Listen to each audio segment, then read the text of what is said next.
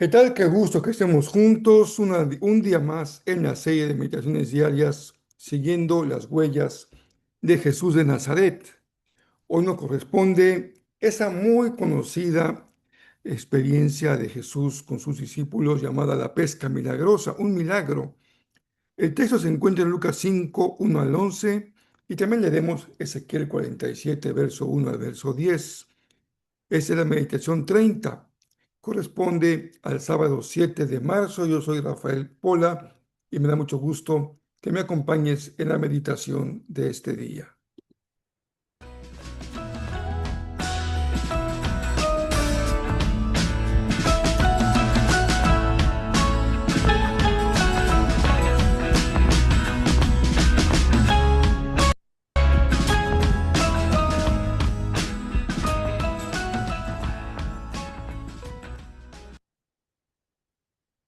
El tiempo se va volando y estamos ya en la sexta semana, terminando la sexta semana de nuestras serie de meditaciones diarias, siguiendo las huellas de Jesús de Nazaret. Pues el propósito de esta serie es muy sencillo, muy simple: conocer mejor a Jesús, conocer mucho mejor a aquel a quien seguimos. Y lo hemos venido haciendo a la luz de los cuatro evangelios. No se reduce la enseñanza sobre Jesús a los cuatro evangelios. Sin duda que hay una parte muy importante en aquello que se conoce como las profecías mesiánicas que encontramos en el Antiguo Testamento, en el Antiguo Pacto. Y sin duda también que hay mucho que aprender de lo que encontramos en las cartas de los apóstoles, en el libro del Apocalipsis respecto a Jesús. Pero por eso la serie tiene como título Jesús de Nazaret, porque estamos concentrados en el Jesús del que dan cuenta los cuatro evangelios. En esta ocasión vamos a acompañar a Jesús hasta la orilla del mar de Galilea, lugar en el que se encuentra con Pedro, con Santiago y con Juan. En esta escena, algo es muy especial va a suceder, algo tan especial que la vida de Pedro y sus dos amigos cambiará de forma dramática. Así que leamos el texto y en esta ocasión lo haremos con una traducción que se considera como una traducción libre del texto de Lucas 5, 1 al 11. Aquella mañana Jesús estaba cerca del muelle y la gente se acercaba cada vez más para escuchar el mensaje de Dios. A la orilla había dos lanchas de pescadores. Los hombres habían terminado su jornada nocturna y estaban lavando las redes y acomodando el equipo después de una noche sin resultados. Jesús subió a una de las lanchas, la de Simón, y le pidió que le separara un poco del muelle. Desde allí, sentado en la embarcación, habló a la gente que se había reunido a la orilla. Cuando terminó de enseñar, le dijo a Simón: lleva la lancha hacia aguas más profundas y echen las redes para pescar. Simón respondió con respeto, pero con el cansancio de quien conoce su oficio: Maestro, trabajamos toda la noche y no sacamos nada, pero porque tú lo dices, volveré a intentarlo. Salieron otra vez al agua y echaron sus redes. En poco tiempo comenzaron a llenarse con tal cantidad de peces que apenas podían sostenerlas. Tuvieron que llamar a los compañeros de la otra lancha para que vinieran a ayudarles. Entre todos, lograron subir la pesca, tanta que las embarcaciones casi se hundían por el peso. Al ver aquello, Simón cayó de rodillas en la lancha delante de Jesús y le dijo: apártate de mí, Señor, porque soy un hombre pecador. El asombro se había apoderado de Pedro y de todos los que estaban con él al ver la pesca que habían recogido. Lo mismo le ocurrió a Jacobo y a Juan, sus compañeros. Entonces Jesús le dijo, no tengas miedo, desde ahora pescarás personas. Cuando regresaron al muelle, dejaron las lanchas, lo dejaron todo y comenzaron a seguirle. ¿Qué les parece esta historia tan extraordinaria? El llamamiento de Pedro, de acuerdo a este texto de Lucas, tiene algunas pequeñas diferencias con los textos paralelos. Sin embargo, coincide en el género y el tipo de relato que estamos leyendo. Se conoce como el relato de vocación. Es una forma literaria diseñada con el propósito de narrar cómo una persona es apartada de su vida cotidiana para cumplir un propósito divino. No se trata de una simple invitación, sino del llamado de Dios que altera de manera permanente la identidad de aquel que ha sido convocado o llamado. Hay un antes y un después. Antes de escuchar a Jesús y después de responderle a Jesús. Estos relatos no se centran en las cualidades del elegido. No es que haya una lista de virtudes de Pedro por el cual Simón, aquí llamado con su nombre original, Simón sea considerado digno de ser llamado. No se centran en las cualidades del elegido, sino en la autoridad de quien llama. De hecho, incluso es común que el individuo que ha sido llamado presente objeciones para responder. Así como lo hizo Pedro, recordemos cómo lo hizo Moisés y también recordemos cómo lo hizo el profeta Isaías. Esto sirve, a su vez, en el relato para resaltar que la misión no se sostiene en las virtudes del que es llamado, sino que tendrá su cumplimiento porque depende del poder de Dios, no por la capacidad de ayer o de hoy de los seres humanos. El desenlace siempre es una respuesta radical, el abandono de la realidad anterior para responder y ser parte del plan divino. Conozco una historia cercana de un profesor de seminario que nos compartía una experiencia que vivió con sus alumnos. Tenía un alumno, no recuerdo su nombre ahora, pero era bastante limitado en su capacidad de aprendizaje y apenas alcanzaba a librar las materias como podía. Siempre estaba al borde del abismo.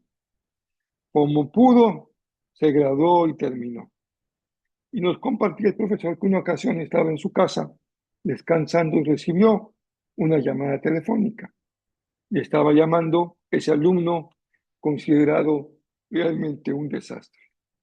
Lo invitaba a que lo acompañara a su iglesia allá en la parte alta de una montaña en donde iba a ministrar bautismos.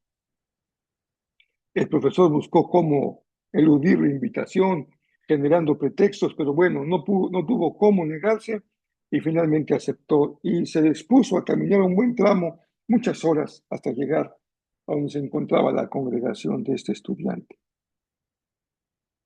Bueno, acudieron al lugar de los bautismos y él con lágrimas en sus ojos decía, ¿cómo me tuve que pedirle perdón al Señor porque después de una hora de bautizar ya me dolía el brazo y no terminaba?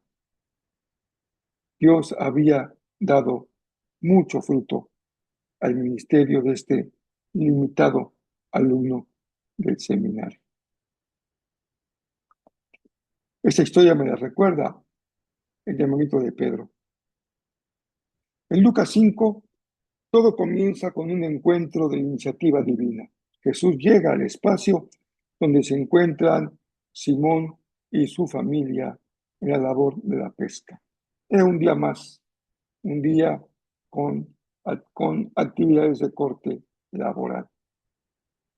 Pero Jesús llega, se hace presente y dice una palabra de autoridad.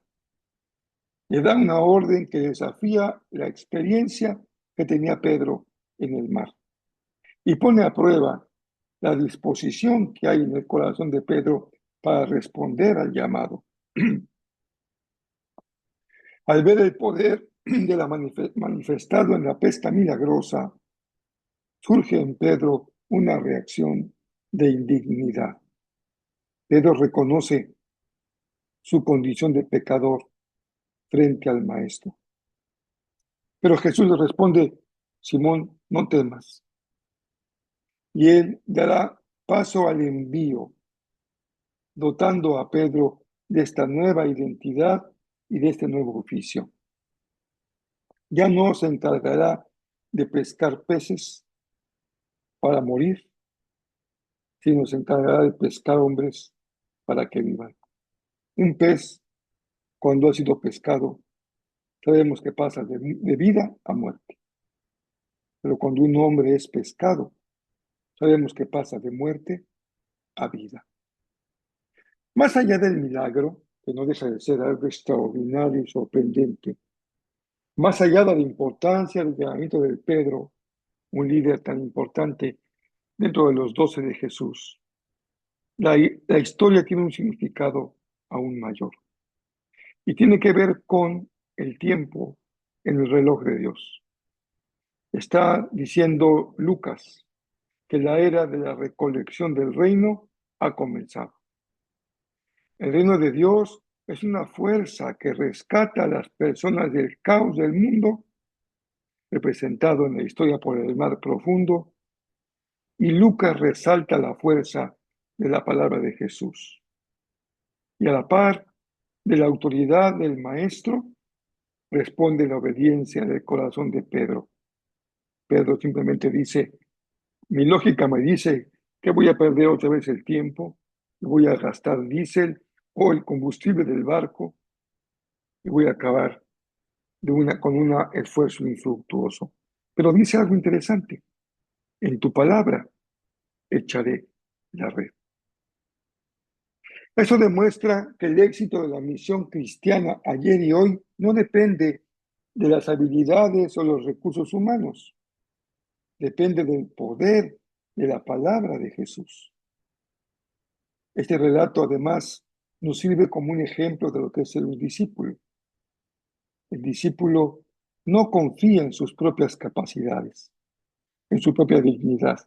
No envía su currículum vitae habiendo descrito todo lo bueno que hay en su vida para ser aceptado. Por el contrario, el primer paso para un discípulo es reconocer la propia pecaminosidad frente a la santidad de Jesús. Pedro no está confesando un error, un accidente en su vida, un error moral específico. Él está respondiendo con verdadero sentido de indignidad por la sobrecogedora presencia de Dios en Jesús. La respuesta de Pedro y sus amigos significó para ellos un cambio radical, una ruptura total con aquello en lo que ellos cifraban su vida y su seguridad, sus barcas, sus redes, su familia. A partir de ese día empezaría una aventura extraordinaria. Caminarían hacia lo desconocido como le tocó hacerlo a Israel cuando salió de Egipto. Habrían de adoptar un nuevo propósito que los llevaría a una tarea de dimensión universal. Los especialistas indican que la función principal de este género literario es demostrar que la iniciativa parte exclusivamente de Dios, que esa iniciativa entraña el cambio profundo de la identidad de aquel que es llamado, de aquel que parte reconociendo su propia insuficiencia o su pecado, y que la historia se construye sobre la capacitación que Dios hace del llamado para que él pueda cumplir la tarea que trasciende con mucho sus propias habilidades naturales, estableciendo así el fundamento de la autoridad apostólica de la comunidad primitiva. Esto es cierto, pero sin duda que también el Señor sabe que no hay nada en nuestra vida que haya que desperdiciar. Todo lo que hemos vivido, bueno y malo, aporta, abona, contribuye a las tareas que el Señor pone en nuestra mano.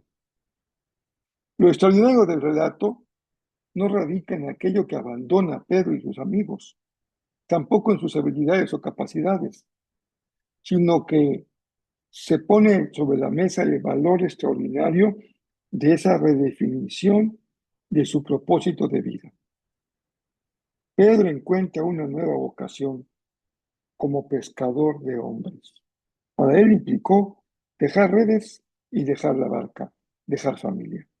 Para ti, para mí, implica cambios profundos, radicales, severos, transformacionales, que le den una nueva dirección a nuestra vida. Tal vez seguirás trabajando en la misma escuela, en el mismo banco, en la misma empresa, viviendo en la misma casa, con los mismos amigos, el mismo vecindario, pero con un propósito diferente. Ya no gastas tu vida para comer y vestirte. Ahora gastas tu vida con un propósito superior. Conviertes tu oficio terrenal en una misión en el reino de Dios que ha llegado hasta ti. Pedro dejó atrás su vida anterior. Venció una barrera que es un gran obstáculo para responderle al Señor, el temor. Pero no el temor a lo desconocido, no el temor a la incapacidad, no el temor a un gran reto, sino el temor ante la presencia majestuosa de Dios en Jesús. Esta experiencia de estar en un terreno absolutamente diferente, sobrecogedor, porque es divino. Pero Pedro pudo vencer esa timidez, digámoslo así, ante la presencia misma del Señor y pudo confiar en la palabra del Maestro. Y eso es lo que a ti y a mí nos separa de emprender grandes cosas para Dios. Confiar en que la palabra del Señor es suficiente. A pesar de que lo lógico sería para Simón poner en duda el conocimiento de Jesús sobre las artes de pesca que él conocía muy bien. Hemos combinado este pasaje de Lucas con Ezequiel 47, del verso 1 al verso 10. Es un hermoso pasaje. A un profeta que está viviendo momentos muy duros para el pueblo de Israel en la condición de su cautiverio babilónico. Todo destruido, empezando con la esperanza y la fe del pueblo. Pero justamente a este hombre el Señor le habla y le dice en una visión. Y da testimonio de esta visión en Ezequiel 47, 1 al 10. En mi visión, el hombre me llevó nuevamente a la entrada del templo. Allí vi una corriente de agua que fluía hacia el oriente por debajo de la puerta del templo y pasaba por la derecha de la parte del sur del altar. El hombre me llevó hacia afuera del muro por la puerta norte y me condujo hacia la entrada oriental. Allí pude ver que el agua fluía por el lado sur de la entrada oriental. Me llevó a lo largo de la corriente de agua y mientras avanzábamos, él iba midiendo. Cuando llegamos a 530 metros, me llevó a través de la corriente. El agua me llevaba a los tobillos. Midió otros 530 metros. Y una vez más, me llevó tras la corriente. Esta vez el agua me llegaba hasta las rodillas. Después, otros 530 metros. Me llegaba a la cintura. Midió otros 530 metros y el río ya demasiado profundo para cruzarlo caminando. Había una profundidad para nadar, pero demasiada para atravesarlo a pie. Me preguntó, hijo de hombre, ¿has estado observando? Después me llevó de regreso por la orilla del río. Al volver, me sorprendió ver muchos árboles que crecían a ambos lados del río. Entonces me dijo, este río fluye hacia el oriente, atraviesa el desierto y desemboca en el valle del Mar Muerto. Esta corriente hará que las aguas saladas del Mar Muerto se vuelvan puras y dulces. Vivirán cantidad de criaturas vivientes por donde llegue el agua de este río. Abundarán los peces en el mar muerto, pues sus aguas se volverán dulces. Florecerá la vida donde llegue esta agua. Habrá pescadores a lo largo de las costas del mar muerto, desde Engadi hasta en Eglaim. Toda la costa estará cubierta de redes secándose al sol. El mar muerto se llenará de toda clase de peces, igual que en el Mediterráneo. ¿Qué les parece esta extraordinaria visión del profeta Ezequiel? ¿Cómo se relaciona un texto tan antiguo de Ezequiel con la narración de Lucas? Se trata del mismo modelo que hemos visto en los textos anteriores. Promesa, cumplimiento. Lo que se promete en Ezequiel 47 se cumple en Lucas 4. Esta visión simbólica de un río que fluye del templo para sanar las aguas muertas y traer a una multitud de pescadores de sus orillas, Lucas la presenta en Jesús como la fuente de esa vida, transformando el fracaso de una red vacía en una abundancia sobrenatural. Jesús no solo replica el milagro de la pesca que el profeta vio en el futuro, sino que dota de un nuevo significado al oficio de pescadores, al llamar a Pedro y a sus compañeros para ser pescadores de hombres, y revelar que el río de vida de Ezequiel es en realidad el Evangelio, el cual debe ser proclamado para que se extienda como un río por todo el mundo para sanar lo que está espiritualmente muerto. Una vez más, recordemos, cuando un pez es pescado, muere. Cuando un hombre es pescado, vive. Esta es la dimensión de la vocación de Pedro, tuya y mía. Recordemos esta frase de un gran escritor, especialista en el Nuevo Testamento, N.T. Wright. Dice nuestro hermano: el río de Ezequiel no es un adorno para el templo, es el poder sanador de Dios que sale a borbotones hacia un mundo muerto. Cuando Jesús llama a los pescadores en el Evangelio, les está diciendo que el río finalmente ha llegado al mar. Terminemos hoy, un día sábado, propicio para que puedas encontrar por ahí un tiempecito para reflexionar, meditar, orar, hablar con el Señor respecto a lo que hoy hemos leído y aprendido. El templo de Ezequiel de ayer, esa construcción que él tiene en su visión, en su momento destruida, pero presente en su visión, ese templo es hoy tu propio cuerpo, templo del Espíritu Santo.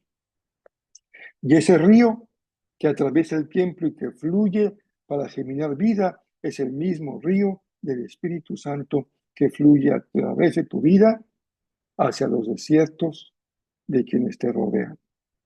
La pregunta es, ¿estás confiando en la palabra del Maestro y echando tus redes? El río de Ezequiel no se queda estancado en el templo. Tu propósito es salir para fertilizar el desierto. El Espíritu dado a tu corazón para que vivas no es para que se quede y se estanque, sino para que fluya y alcance a todo lo que a tu alrededor necesitan ser pescados para vivir. Que Dios les bendiga muy ricamente este fin de semana. Mañana nos vemos, primero Dios, aquí en Jezreel. Tendremos el siguiente mensaje de la serie Siguiendo las huellas de Jesús de Nazaret. Tendremos nuestra clase sobre lo que creemos de Dios como Padre. Les envío un abrazo muy cariñoso. Y por aquí nos encontramos el próximo lunes, si el Señor nos presta vida.